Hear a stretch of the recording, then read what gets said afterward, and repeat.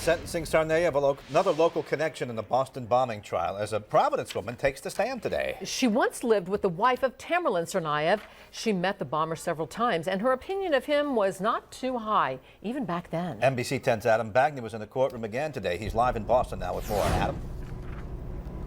Well, Gina Patrice, for many of the victims of the Boston Marathon bombing, Tamerlan Tsarnaev remains a scary figure, but it turns out he was feared even prior to Marathon Monday, including by his wife's roommate. Alleged Boston Marathon bomber Tamerlan Tsarnaev went through a personal transformation from a young, stylish, muscular man to a radical, bearded, fearful figure. So said Providence resident Amanda Ransom today, who testified as a former roommate of Tamerlan's wife, Catherine Russell. Ransom said Tamerlan morphed into a verbally abusive boyfriend, making his girlfriend cry with an apparent cruel joke. Quote, "At one point, I hear him laughing really hard, and she was crying in her room. She said after they had had sex, he told her he had AIDS." But Ransom said Tamerlan's abuse went far beyond bad humor, testifying that one night she fled the home at 2 a.m. in her pajamas after Tamerlan threatened her when she interrupted a fight between the couple. She also saw him use physical violence. Quote, "We were walking on the street and a man sitting on a wall said something to Catherine. Tamerlan punched him."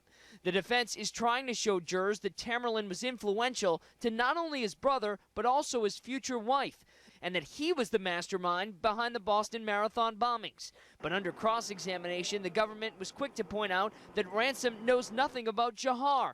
In fact, she's never even met him. Meanwhile, the defense also called a psychiatrist and a professor to the stand.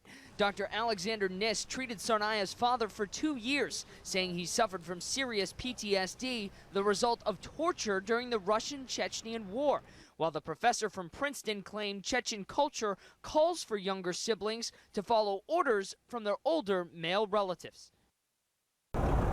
And Dzhokhar's former wrestling co-captain also testified today. He said, quote, "I honestly never could have imagined he could do something like this. That, guys, has become a familiar refrain." We're live tonight in Boston. I'm Adam Bagney, NBC 10 News. Adam, thank you. NBC 10 has in-depth coverage of the sentencing phase of the Boston Marathon trial. As the defense continues its case, we'll be there. Get the latest anytime on turn210.com.